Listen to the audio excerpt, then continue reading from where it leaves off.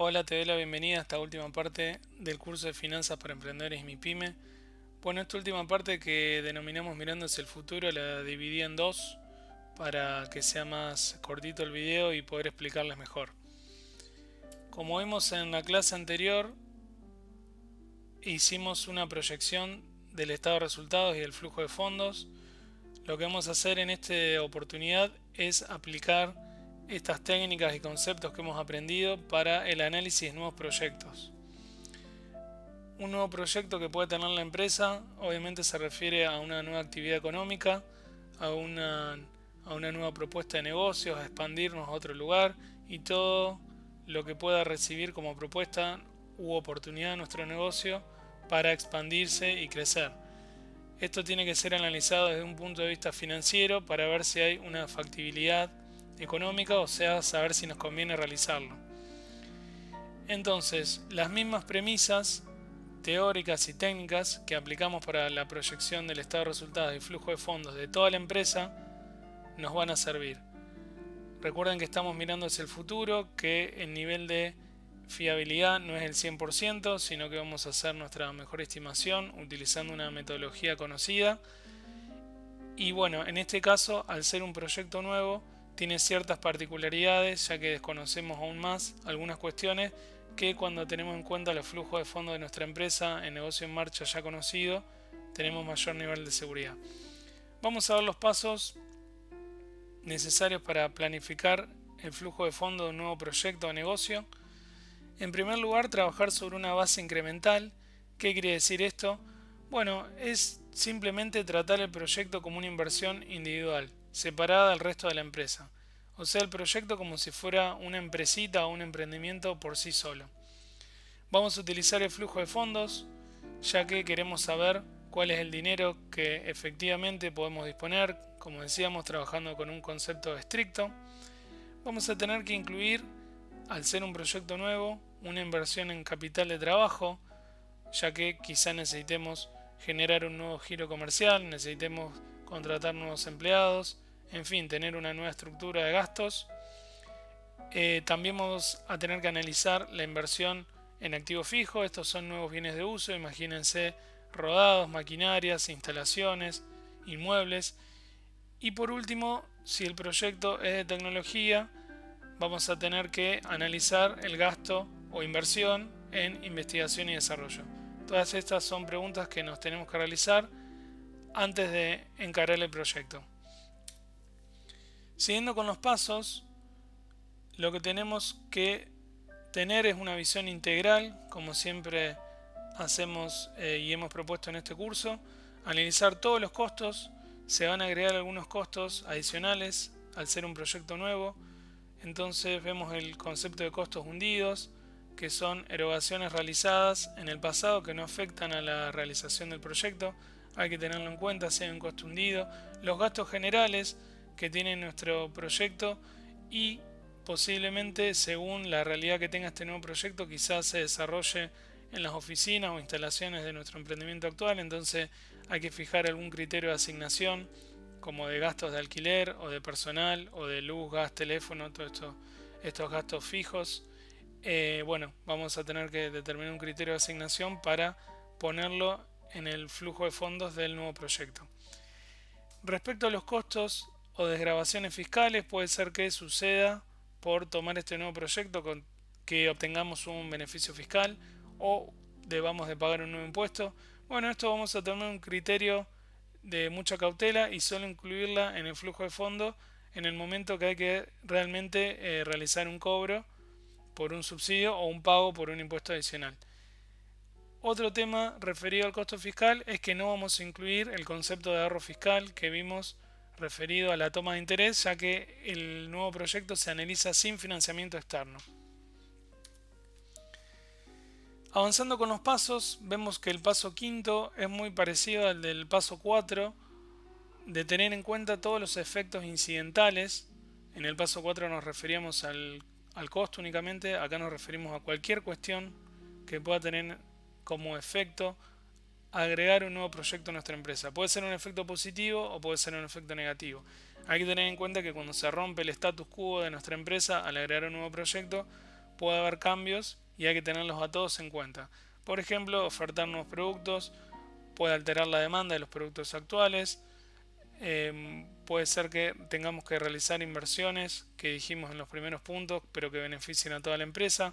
Bueno, en fin, todo hay que ponerlo, como siempre proponemos trabajar en un documento de trabajo, todo por escrito y consensuado con todos los participantes del análisis del proyecto. Como paso 6, muy importante, vamos a calcular el riesgo, o sea, vamos a determinar el riesgo que tiene este nuevo proyecto, viendo el caso particular, y establecer el costo de oportunidad, que esto es la tasa de rendimiento o interés exigida para este proyecto.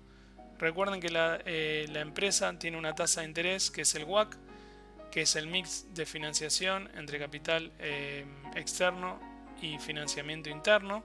Bueno, a este proyecto también le vamos a exigir una tasa de rendimiento y ya vamos a ver para qué la vamos a utilizar. Como paso 7 vamos a calcular el valor actual del proyecto, comparando los ingresos y los costos y descontarlos a la tasa del rendimiento del punto 6 y vamos a determinar el horizonte de tiempo del proyecto. Este no tiene que ser arbitrario, se tiene que ajustar a la realidad de cada proyecto, puede ser 5 o 10 años o lo que pueda tener como vida útil.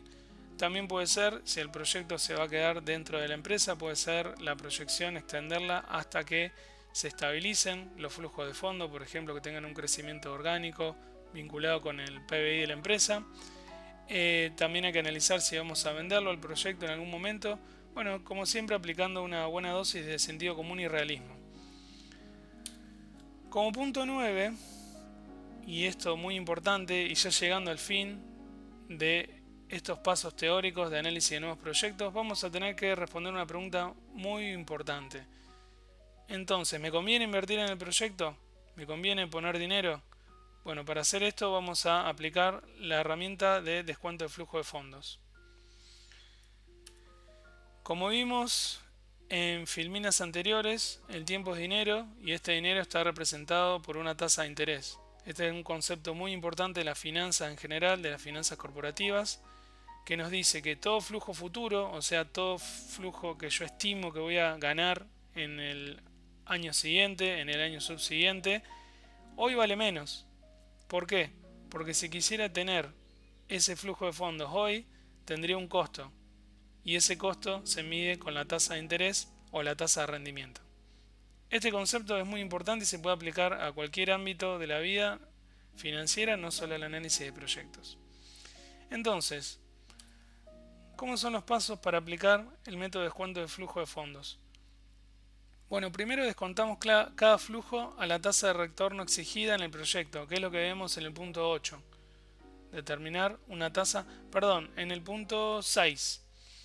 Determinar una tasa exigida según el riesgo que tenga el proyecto y descontar cada flujo calculado, cada flujo de fondos netos, ingresos menos todos los costos, descontarla a esa tasa. Ahí obtendremos el valor actual del proyecto, que vamos a ponerle con siglas BA. A ese valor actual le vamos a restar el dinero invertido. Ese dinero invertido es una inversión que realizamos hoy, como decíamos, capital de trabajo, activo fijo, investigación y desarrollo, con lo cual, al ser una inversión realizada hoy, no hay que descontarla, ya que es dinero de hoy. Y arribamos a nuestro resultado final, que es el valor actual neto, que no es ni más ni menos que el valor actual que calculamos del proyecto menos el dinero que invertimos. Y ahí vamos a poder responder la pregunta: ¿es positivo o es negativo este valor actual neto? Según la bibliografía clásica, nos dice que la toma de decisión es que si el valor es positivo, podemos invertir, avancemos en la inversión, y si el valor es negativo, desestimemos la inversión en este nuevo proyecto. Viéndolo gráficamente, trazamos una línea de tiempo en la cual vamos a tener flujos de fondo en cada año que nos va a ir dando este proyecto. En el año 1 50.000, en el año 2 70.000, 95.000, entendemos que va creciendo, y en el año N o en todos los años restantes 350.000 euros, pesos o dólares, no importa la moneda de denominación. Este podría ser el ejemplo de que en el año N se vende el proyecto, entonces obtenemos un flujo de fondo mucho mayor. Y la fórmula no es más ni menos que descontar cada flujo de fondo de cada año a la tasa exigida, que la simbolizamos con la letra K. Entonces hacemos flujo de fondo calculado, 50.000, dividido 1 más K a la 1 en el año 1, el flujo de fondo de 2 a la 1 más K, que es la tasa de rendimiento exigida, elevado a la 2, flujo de fondo 3, dividido 1 más K a la 3, y así sucesivamente hasta el periodo N, que es el horizonte en el cual nosotros decimos que va a finalizar su vida útil el proyecto. Luego de eso obtenemos el valor actual neto, descontando al valor calculado el dinero invertido en el día de hoy. Bueno, referidos a temas particulares en el análisis de nuevos proyectos, y también se puede aplicar para la empresa en general, surge la problemática de cómo calcular la inflación. En este sentido tenemos que ser coherentes, tenemos dos opciones que conducen a un mismo resultado. Lo importante es justamente tener esta coherencia y aplicarla en el análisis que estamos realizando. Si vamos a calcular flujo de fondos en moneda constante, o sea moneda de hoy, tenemos que usar la tasa de interés real. O sea, si los flujos de fondos que calculamos hoy para las ventas y para los periodos posteriores son teniendo, por ejemplo, el precio de venta del día de hoy, los costos del día de hoy por las cantidades que hoy espero obtener en ventas del año 1, año 2, año 3, bueno, en ese caso estoy usando un flujo de moneda constante, o sea de hoy, con precios de hoy, y voy a utilizar la tasa de interés real, que para obtenerla tengo que tener la tasa de rendimiento exigida, que es una tasa nominal, y descontarle la inflación. La segunda opción es calcular los flujos en moneda nominal, o sea, teniendo en cuenta cuánto va a valer la mercadería que yo venda en el año N, en el año 1, en el año 2, en el año 3, hasta el año N.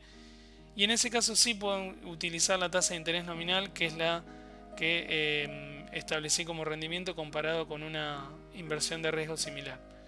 Ambos resultados nos tienen que conducir ambas opciones al mismo resultado. En mi caso me resulta más cómodo, me parece más intuitivo trabajar con flujo de moneda constante, o sea, tener en cuenta los precios de hoy, y utilizar la tasa de interés real, que no es ni más ni menos que restarle a la tasa nominal la tasa de interés. Esto en cálculos aproximados. En realidad tiene la fórmula un poco más específica, pero a grandes rasgos la tasa real es esto.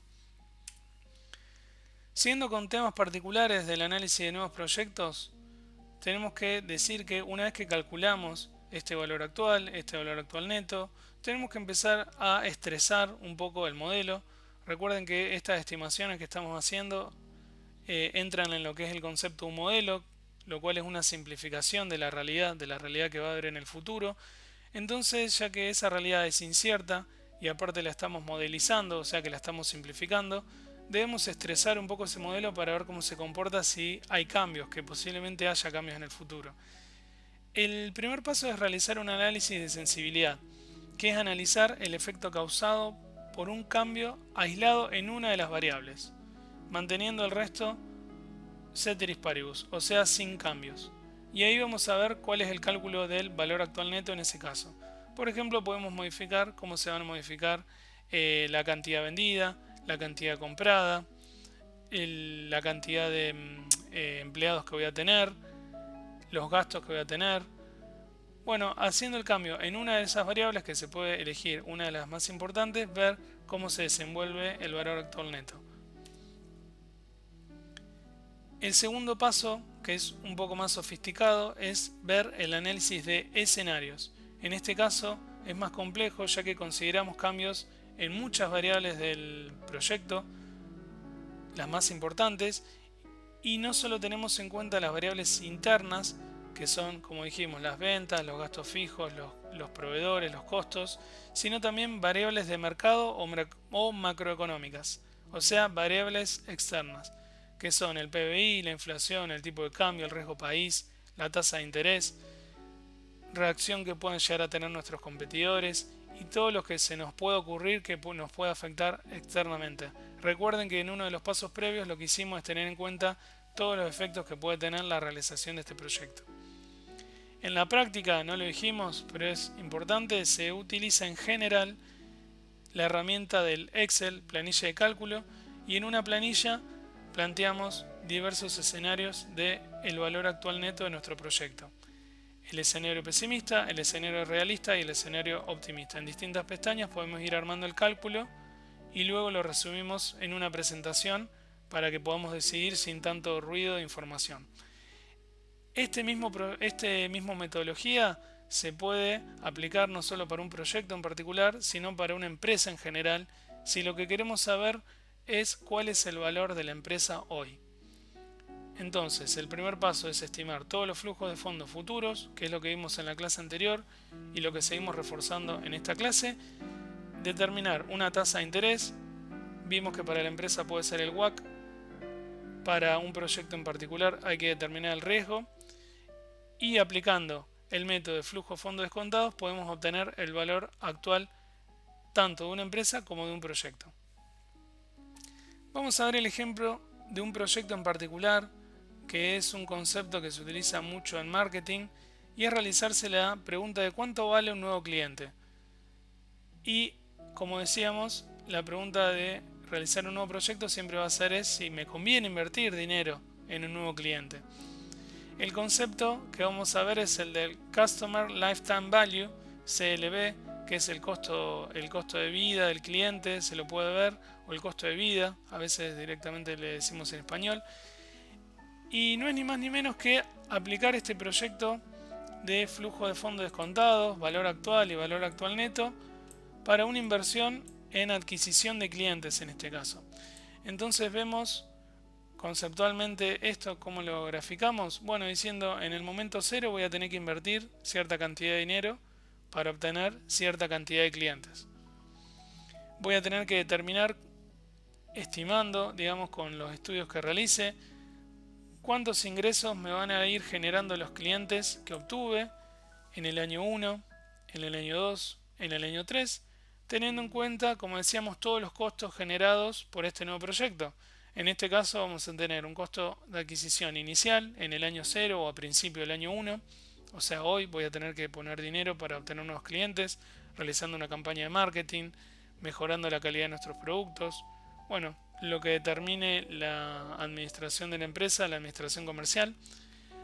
Eso nos va a deparar en que voy a obtener ingresos generados por estos nuevos clientes adquiridos en el año 1, en el año 2, en el año 3 y así sucesivamente.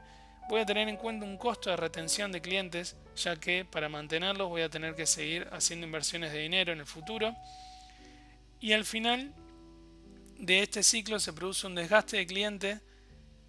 No solo al final, sino durante todo este ciclo se produce un desgaste de cliente, que quiere decir que los clientes que voy adquiriendo también los voy perdiendo a través del paso de los años.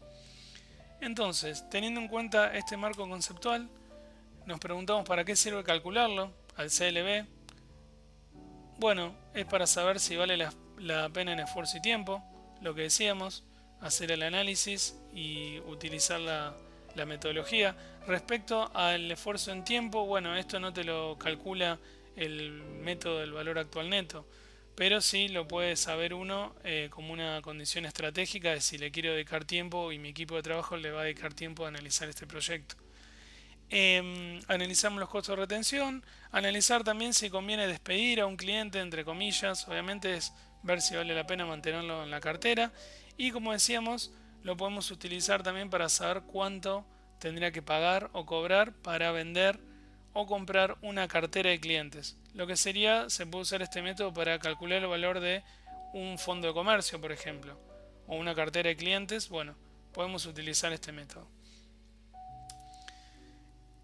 Yendo al ejemplo práctico en números, vamos a suponer que todos los años tenemos un ingreso de 250 pesos.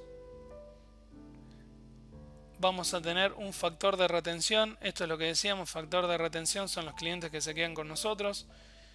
Habíamos dicho que se pierde un 20% por año. Bueno, este es el cálculo de factor de retención. El primer año no se pierde ninguno, el segundo año se pierde un 20%, por eso dice que retenemos el 0,80 y así sucesivamente. Con el ingreso nominal y el factor de retención, vamos a obtener un ingreso esperado, que no es ni más ni menos que 250 por 1, 250 por 0,8, 250 por 0,8 elevado a la 2, nos da un ingreso esperado en el futuro. El factor de descuento, que como vimos en la fórmula, es determinar el riesgo que tiene esta inversión, la tasa de retorno exigida. En este caso es un 10%, por eso es 1 más 0,1, que significa 10%. En este caso, en el año 1 es elevado a la 1, acá no figura porque matemáticamente no es necesario exponerlo. Elevado a la 2, elevado a la 3 y hasta elevado a la 5, que este es el horizonte temporal en el cual estamos analizando este proyecto. Llegamos a nuestro ingreso descontado, que como veíamos en la fórmula, en las filminas anteriores, es el flujo de fondo que vamos a tener por este proyecto, descontado todos los gastos, que acá el único gasto que establecimos es el factor de retención, restándole los gastos y descontado quise decir descontado financieramente al factor de descuento que calculamos en el paso anterior. El año inicial, que es al principio del año 1 o también se denomina año 0 en muchas ocasiones, vamos a tener un costo de adquisición, que este es el dinero invertido, de 400 pesos.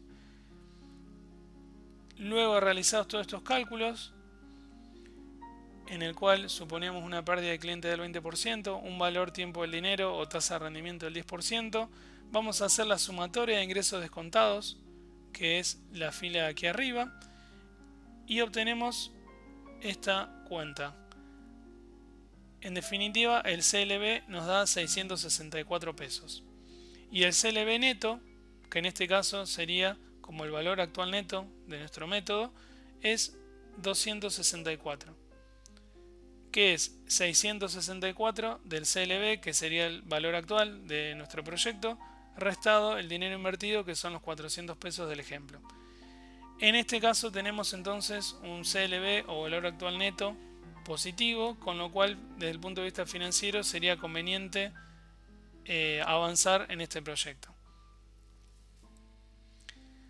Bueno, avanzando con otro punto de la capacitación de hoy, en la cual estamos viendo con una mirada hacia futuro, un tema que nos resulta muy importante, que no está referido estrictamente a lo financiero, pero sí a la economía en general de nuestra empresa, es la organización societaria y fiscal. Entonces la pregunta que nos vamos a realizar es cómo elegir una adecuada estructura societaria.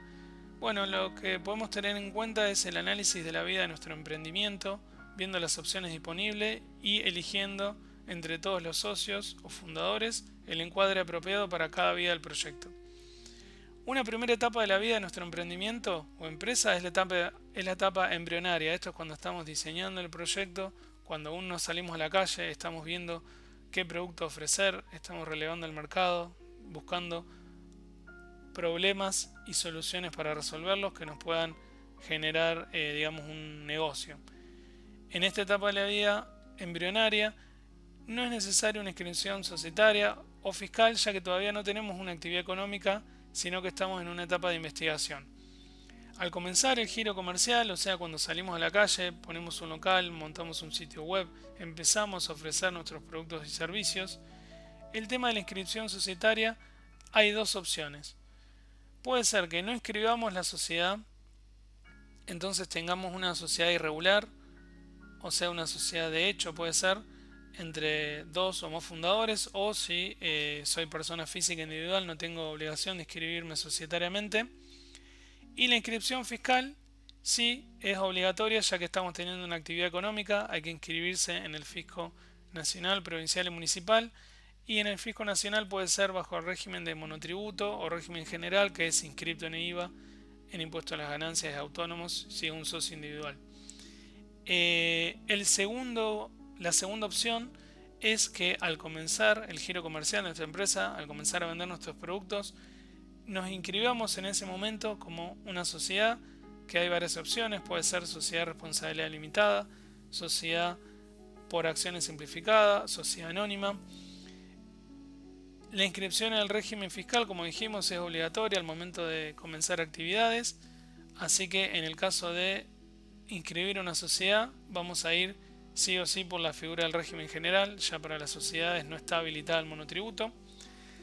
Y bueno, al crecer el giro comercial, en el caso de que hayamos optado por no inscribirnos como sociedad al principio, sí vamos a tener que inscribirnos como sociedad comercial, tomando como ejemplo las SRL, las SAS y las SA, que son las que habitualmente más se utilizan, para limitar la responsabilidad de la actividad económica que tenga nuestra sociedad frente a la sociedad en general, digamos, frente al mercado sería. Y la inscripción fiscal, como ya vimos desde un primer momento, es obligatoria, y si no hicimos una inscripción societaria al principio, debemos de comunicar al fisco que subsanamos nuestra inscripción societaria, bueno, informándole la inscripción al registro de comercio, la denominación que va a tener, el capital que se ha fijado para esta sociedad y toda la información que el fisco necesite para actualizar su base de datos. Otro punto, tampoco referido a lo estrictamente financiero, pero bueno, como pueden ver, vamos terminando esta capacitación, como fue que la empezamos, hablando del sistema de gestión. La información o datos que genera nuestra empresa es un activo muy importante, cada vez es más visible cómo se puede sacar provecho de esa información que vamos generando. Entonces, siempre en vista de mejorar la administración y gestión de nuestra empresa, tenemos que pensar en cómo elegir un sistema de gestión. Como vimos en la filmina anterior, tenemos que analizar la etapa de la vida de nuestra empresa o nuestro emprendimiento. Puede ser que en algún momento no tengamos el dinero necesario para realizar esta inversión, pero es muy importante que cuando sí lo tengamos vayamos hacia un sistema integral, o sea que vincule todas las bases de datos y tener la información unificada e íntegra como proponemos y sugerimos en esta capacitación. Los sistemas pueden ser de operaciones, stock, contabilidad, ventas, bueno, todo en un único sistema que tenga la información unificada.